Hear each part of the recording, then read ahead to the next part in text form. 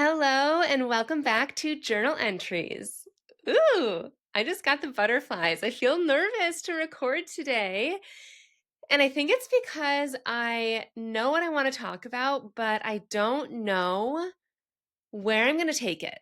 What I wanted to talk about today and what I have had planned for this episode for at least a month is what my plan is going to be to come back on social media. Because at the time of this recording, today is May 29th. So I have had 29 days completely off of all social media platforms: Instagram, Facebook, TikTok, Snapchat, LinkedIn. I feel like I'm forgetting one, but any and all of them that you can think of, I actually deleted them from my phone. And I wanted this episode to be this big reveal of all of the lessons that I've learned, like a big recap of how I've been feeling and what I'm going to be doing, how I'm going to be coming back to social media and all of that. And I don't have the answers yet, which makes me feel a little bit nervous. I have loved the time away from social media.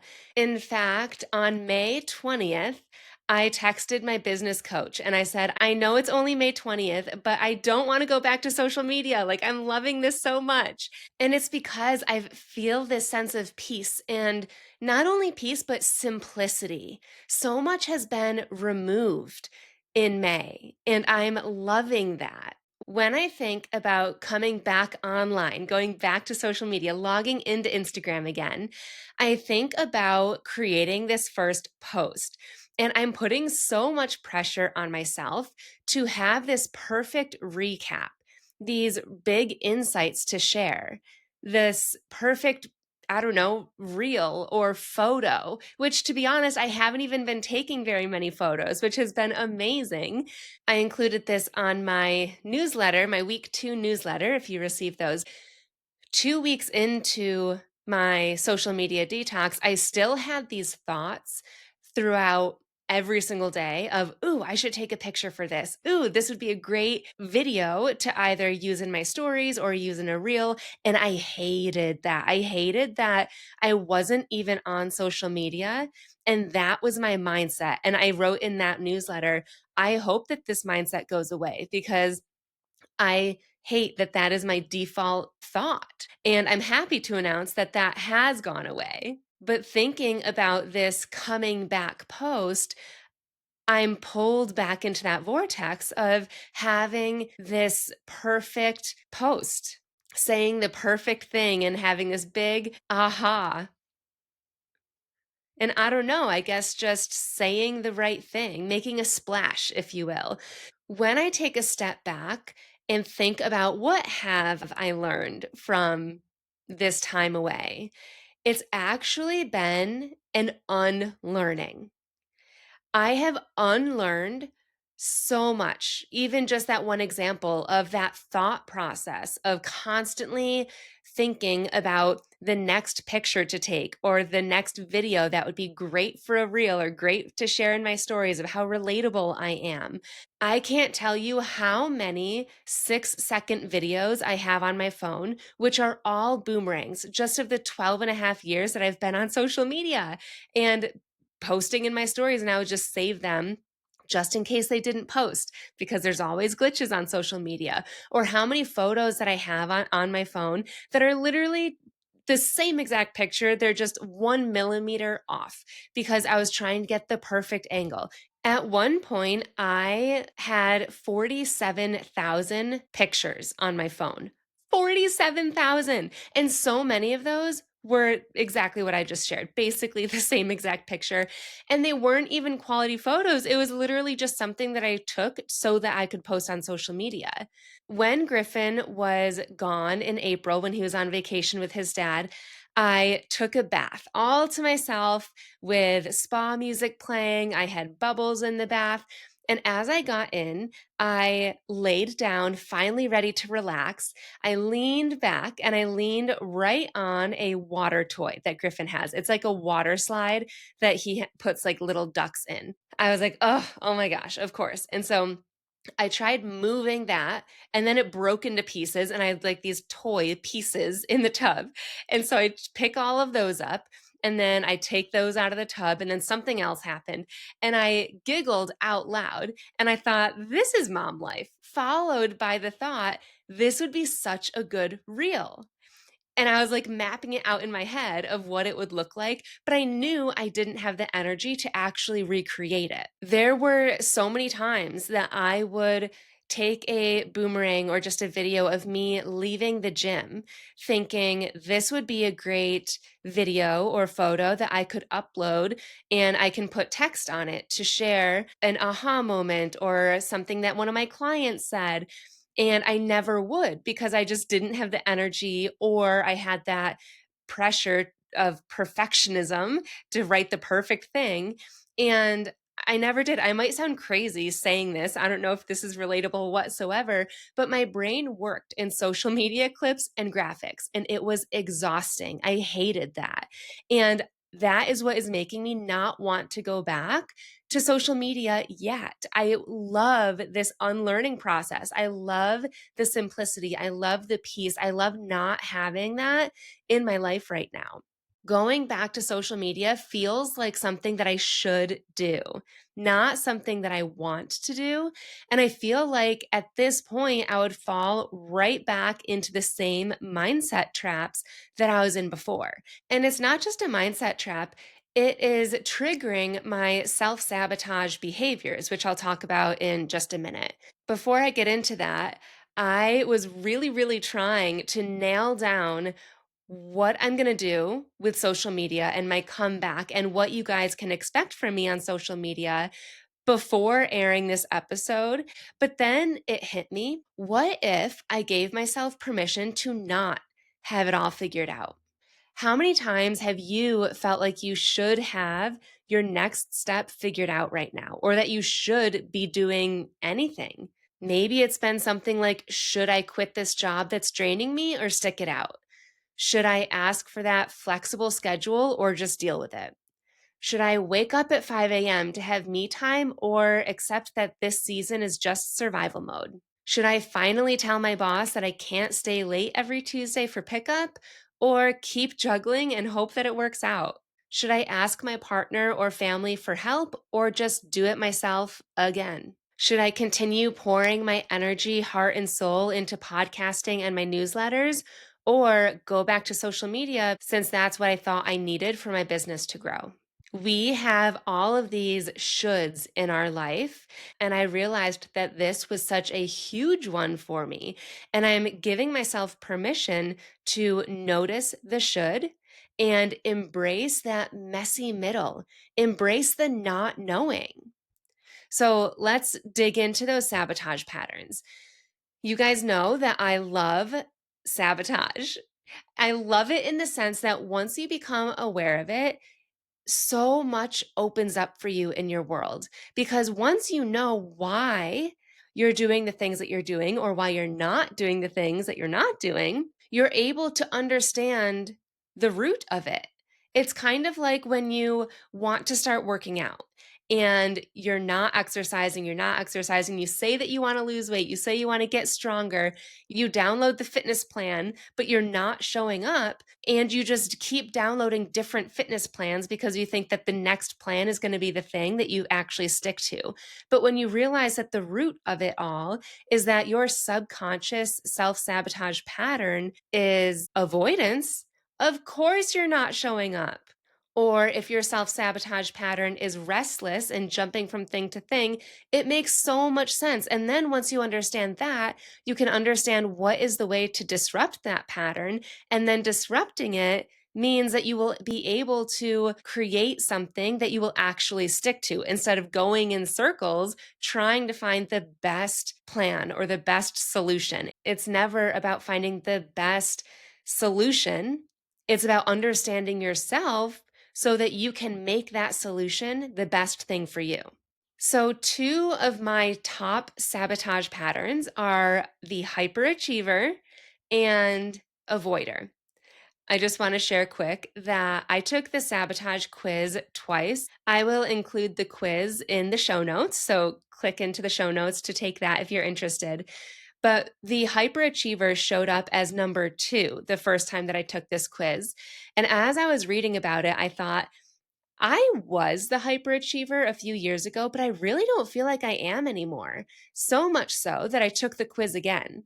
And then I laughed out loud when I realized that is such a hyperachiever thing to do, to literally retake the quiz to see if I would get a different answer. So, anyways, I realized that thinking about downloading Instagram again, Instagram specifically, not so much the other social media apps, but Instagram has been triggering both of those top sabotage patterns for me. It's triggering my hyperachiever because when I log on to Instagram, I see so many ideas.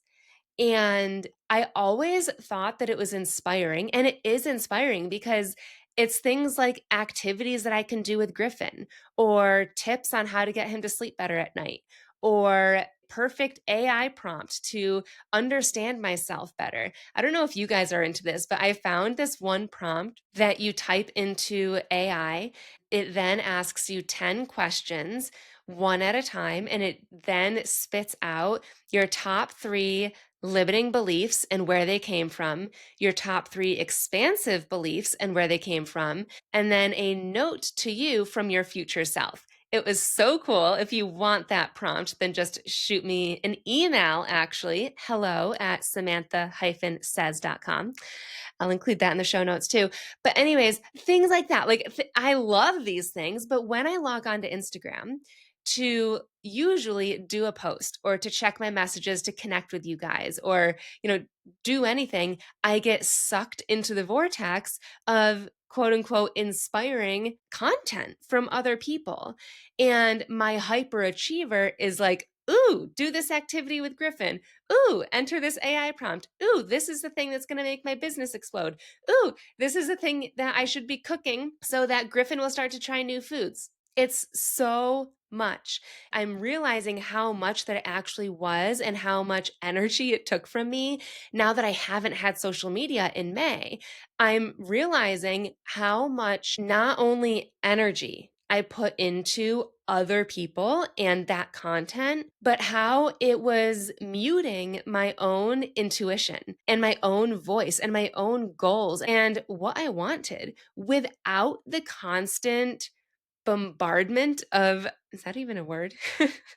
Without the constant ideas and posts being flashed in my face just in little bits of time throughout the day, I have been needing to trust myself more, trusting that I'm making the right meals throughout the day. I'm doing the right things for my business. I'm doing the right workouts. I'm not missing out on the best exercise that's on Instagram. And it's honestly felt really good to start trusting myself because I talk about self trust all the time. And I feel like I've experienced a whole new level of self trust this month. Now, Instagram has also triggered my avoider. The avoider is like the procrastinator. One thing that I was really shocked at is how little I scrolled.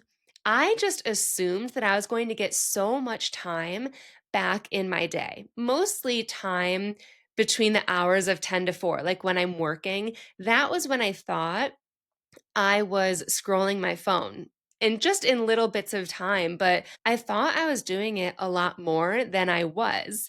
I've learned that I don't scroll that often.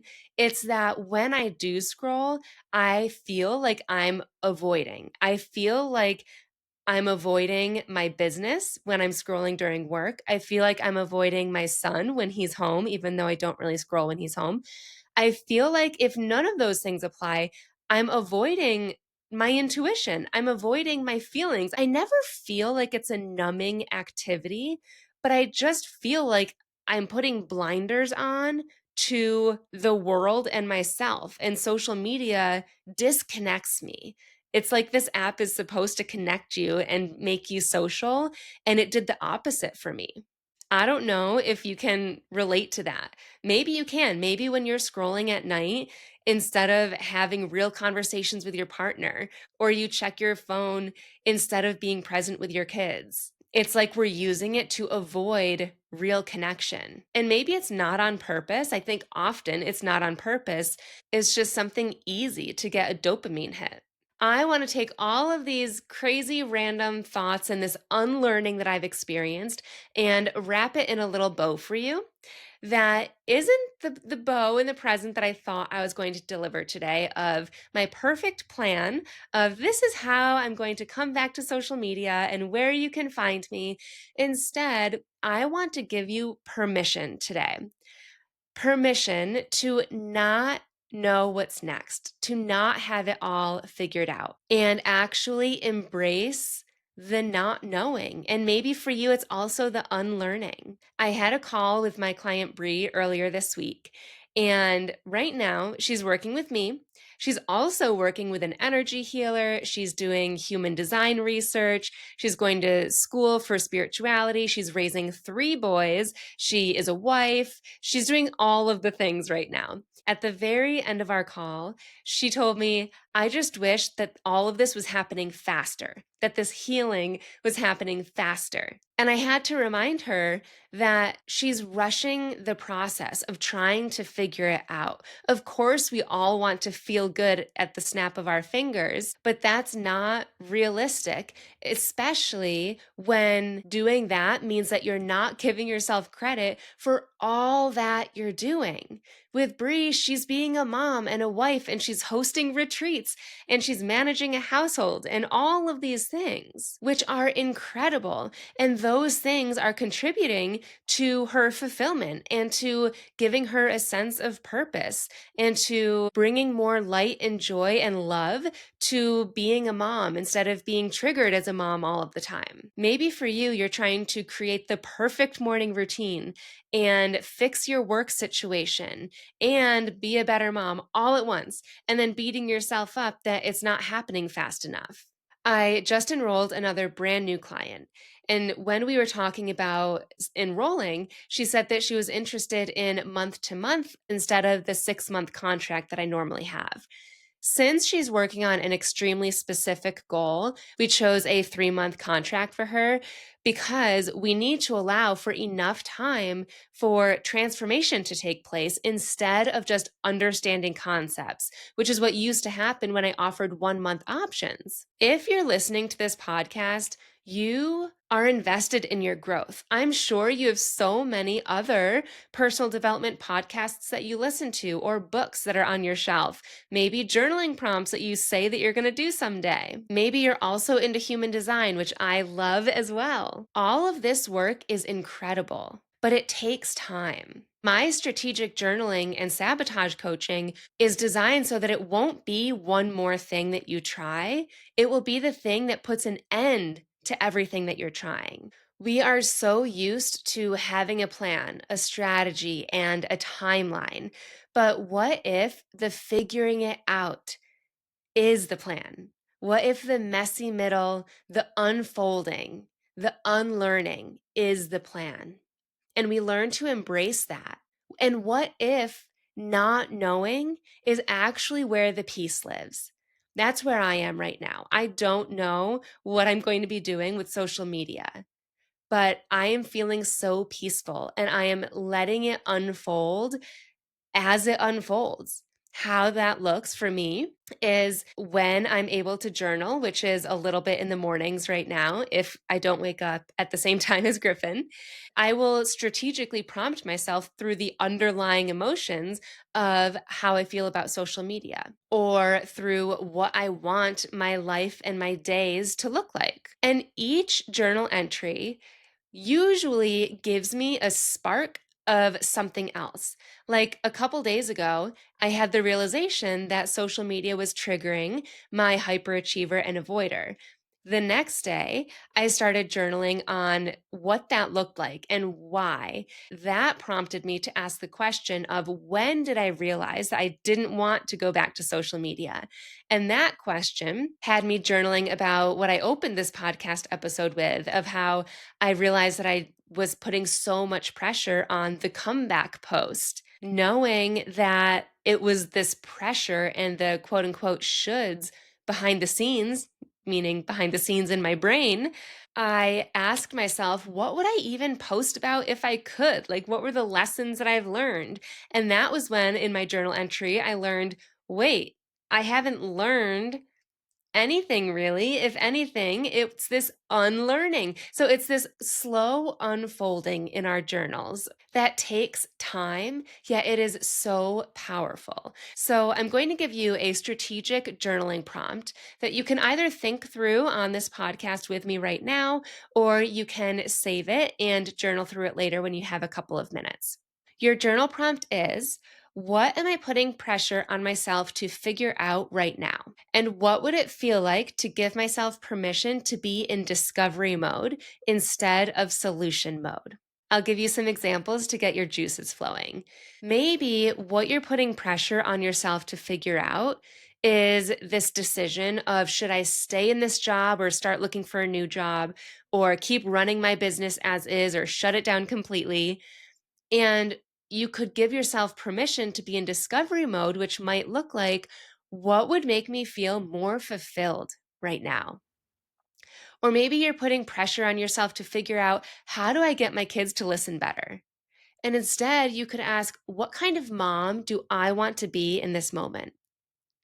Or the pressure is, should we do family movie night or should I meal prep? Instead, you could ask yourself and just be in the discovery mode of, what does our family need tonight? Or lastly, what's the perfect bedtime routine? I can't tell you how many nights I stayed up so late trying to come up with the perfect bedtime routine for Griffin to get him to hopefully fall asleep quicker and sleep through the night and conserve my energy. So maybe you're putting pressure on yourself to come up with a perfect bedtime routine for your kids or yourself. Instead, giving yourself permission to be in that discovery mode might look like, how do I want our evenings to feel? Asking yourself that question puts a completely different spin on it, and you will probably get closer to a solution by asking that question than staying stuck in the question of, what is the perfect bedtime routine? To wrap up, I don't know when I'm going to be back on social media. I probably will have some sort of post this upcoming week. I might be sharing a clip of my podcast. I might not. What does feel exciting for me right now is getting back on Pinterest. I was on Pinterest for a solid maybe 4 months last year, and I really liked that. And I'm on LinkedIn. Like, so different platforms are exciting to me right now. And what's the most exciting is in person workshops. So if you're local to Batavia, New York, then let me know if you're interested in me hosting a workshop at your space, or maybe co-hosting a workshop with me. Or I also love virtual workshops. So I'm leaning more so in that direction. And I will heavily be leaning into this podcast still. This is one of my favorite things about my business and my newsletters. I have loved writing to you every Tuesday and sharing a piece of my world. Last week, I shared a picture of my son as he had his hands in his pockets, which he never does. And he was walking around our property with my parents' dog. And he was just so peaceful and content and basically not yelling for my attention. And it was just this moment that rarely happens. And I just looked at him and I thought, wow, he's becoming his own person. I was just so present in the moment, and he seemed so present and content, and it was just amazing. So I share things like that with an actual tip that will be super helpful for you in being present in your own life, and how that will be helpful at work and even help you with your working relationships and feeling a bigger impact at work, and then also your relationships at home and feeling more fulfilled at home. So if you'd like to keep listening to me on the podcast, make sure you subscribe. If you want to receive those newsletters, click on the link in the show notes to receive my newsletter. And if you follow me on social media at this point, I almost feel like I'm going to be using social media to be social with no strategy plan, no content plan, just posting when I want to post, which feels really freeing, but we will see. I am in that unfolding, unlearning phase and loving it. If you are tired of putting pressure on yourself to have all of the answers, have it all figured out, I would love for you to come discover alongside other women inside the Peace and Confidence Collective. That is my small group coaching space. Or if you want to go really deep on what you are trying to figure out specifically, I have 2 spots open for private coaching. And right now, for this week only, through only June 5th, so a couple more days left, you can enroll for 3 months instead of the usual 6. So links for that will also be in the show notes. Thank you for tuning in this week. Next week, I'm actually going to be in Napa Valley with my sisters. We're doing a sisters trip. So I will have an episode air, but just know that while you listen, I will be sipping some wine. So enjoy, and I will talk to you soon.